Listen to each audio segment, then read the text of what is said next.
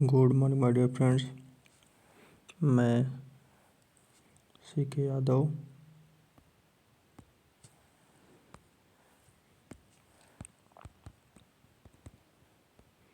आपका प्यारा मित्र। आप देख रहे हैं ला गुरु।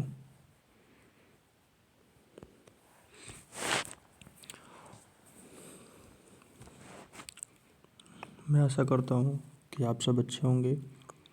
चलिए आज हम लोग पढ़ते हैं जो प्रियम्बल के इम्पोर्टेंट केसेज हैं कि प्रियम्बल वेदर अ पार्ट और ऑफ इंडियन कॉन्स्टिट्यूशन और नॉट।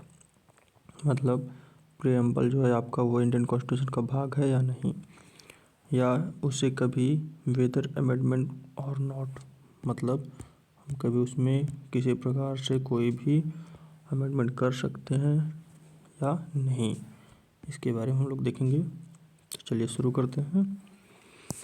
इसमें सबसे पहला केस है आपका Henry Barbari case. Henry Barbari case में क्या हुआ था? Supreme court held that, supreme court ने यह माना था कि प्रियम्बल जो प्रियम्बल है is not a part of constitutions. मतलब सबसे पहले बर्बरी केस में माना गया सुप्रीम कोर्ट के द्वारा कि यह कॉन्स्टिट्यूशन का भाग नहीं है and it does not create any substantive rights और ऑब्लिगेशंस ऑफ और पावर्स। मतलब किसी भी तरीके से इसकी पावर, इसकी शक्तियों में कमी या वृद्धि नहीं की जा सकती। It can not be source of powers, किसी शक्ति की व्याख्या भी नहीं करता, and restrictions on such powers, और न यह किसी शक्ति की अवधारणा है। फर्दर सेड दैट, बाद में यह बोला गया कि preambles is just an important tools. प्रियम्बल एक प्रकार का सिर्फ इम्पोर्टेंट टूल है, मतलब एक प्रकार की ऐसी चीज़ है जो इंटरप्शन करती है ऑफ द कॉन्स्टिट्यूशन, संविधान की। तो चलिए आगे देखते हैं। बर्बरी केस में सिर्फ क्या बोला गया, बस इतना आप याद रखना। बर्बरी केस में बोला गया कि not a part of Indian constitution, मतलब इंडियन कॉन्स्टिट्यूशन का वह भाग नहीं है। सेकेंड, इन केशवानंद भारती केस, ये तो बहुत ही इंपॉर्टेंट होने वाला है। केशवानंद भारती केस,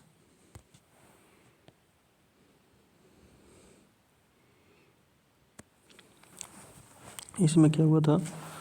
सबसे पहले तो बर्बरी केस में सुप्रीम कोर्ट ने यह मानने से तो इनकार कर दिया कि प्रियम्बल जो है उसे किसी तरीके से कोई भी संशोधन नहीं किया जा सकता। बट केशवानंद भारती केस में सुप्रीम कोर्ट जो है वह मानता है कि preamble of constitution can not be compared to the preambles of any other institute. मतलब प्रियम्बल को किसी अन्य भागों से कभी तुलना नहीं किया जा सकता। It was also held that, इसमें यह भी बोला गया कि objects states in the preamble reflect the basic structure of the constitution. वह सिर्फ बेसिक स्ट्रक्चर है किसी भी कॉन्स्टिट्यूशन का। दस इस तरीके से it must be considered a part of the constitution, यह सिर्फ संविधान का भाग तो है।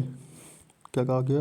संविधान का भाग तो है, but it was not provisions as held in the Berubari case. मतलब यह बर्बरी केस की टोटली प्रोविजंस नहीं मानता। जैसे बर्बरी केस में कहा गया कि एक कॉन्स्टिट्यूशन का पार्ट नहीं है, तो इसमें बोला गया केशवानंद भारती में कि यह क्या है, यह प्रोविजन है कि यह इंडियन कॉन्स्टिट्यूशन का भाग है। तो इंडियन कॉन्स्टिट्यूशन का भाग किसमें बताया गया? इन केशवानंद भारती केस में। हेलो, अब देखते हैं थर्ड क्वेश्चन। थर्ड इम्पोर्टेंट जो केस है आपका S R Bommai versus union of India. Supreme court इसमें बोला था कि जो प्रियम्बल है form of part of constitution, वह कॉन्स्टिट्यूशन का एक स्वरूप है, फॉर्म है, और इसमें किसी भी प्रकार से कोई भी परिवर्तन किया जा सकता है। मतलब इन केस ऑफ रिबर्बरी इसमें इंडियन कॉन्स्टिट्यूशन का भाग नहीं है। केशवानंद भारती में माना गया कि इंडियन कॉन्स्टिट्यूशन का भाग है, और वहीं एस आर बोम्मई में माना गया कि यह जो प्रियम्बल है वो इंस्टीट्यूशन का पार्ट भी है और it can be changed.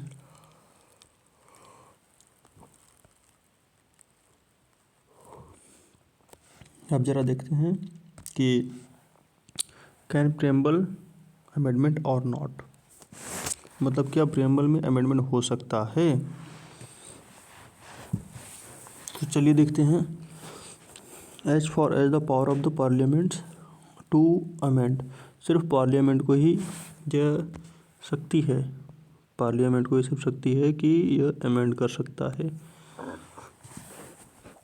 The preamble is कॉन्सर्न्ड preamble में it can be concluded that, इस तरीके से हम यह इस निष्कर्ष पर पहुँचते हैं कि preamble is a part of constitution, preamble part of constitution है।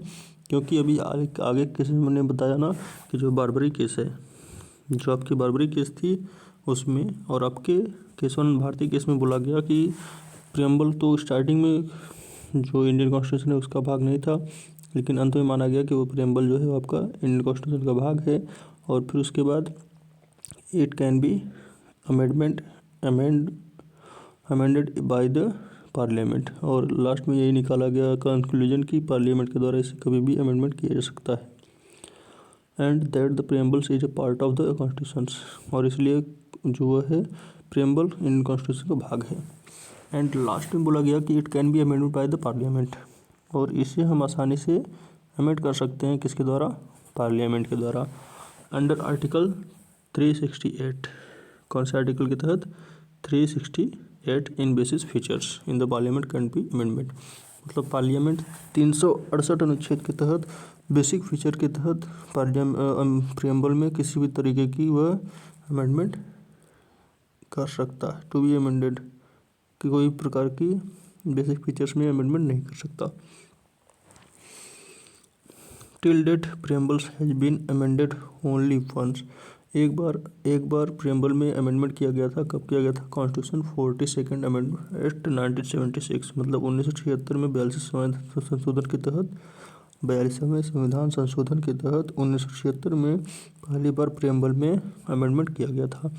बाय दिस 42 अर्थात 42वें संविधान संशोधन में 4th वर्ड वर एडेड, 4 शब्द जोड़े गए थे। 4 शब्द कौन कौन से थे प्रेम्बल में, socialist, seculars and the integrity, forward and, तो आप सब समझ सकते हैं कि पहली बार इंडियन कॉन्स्टिट्यूशन में ये 4 वर्ड जोड़े गए। कब, 1976 में। और इस तरीके से माना जा सकता है कि जो प्रेम्बल है कैन बी अमेंडेड, मतलब प्रेम्बल को आसानी से हम लोग अमेंड कर सकते हैं। तो मैं आशा करता हूँ कि प्रेम्बल के जो ये केसेज हैं इससे आप सेटिस्फाइड होंगे। इसमें तो जो आपका केरल, इसमें एक केस और है केशवानंद भारती वाले में, केशवानंद भारती वर्सेज केरल राज्य। इस पर क्या था कि स्टार्टिंग में यह माना गया था केशवानंद भारती द्वारा कि जो वह रिपब्लिकरी केस था वो भी सेम था, लेकिन फिर आगे चल करके केशवानंद भारती ने बोला कि नहीं, it is part of Indian constitution and we will amended in this preambles. तो इस तरीके से अंत में केशवानंद भारती ने भी यह माना कि यह प्रेम्बल जो है कॉन्स्टिट्यूशन का भाग है और आसानी से उससे हम क्या कर सकते हैं, अमेंडमेंट कर सकते हैं।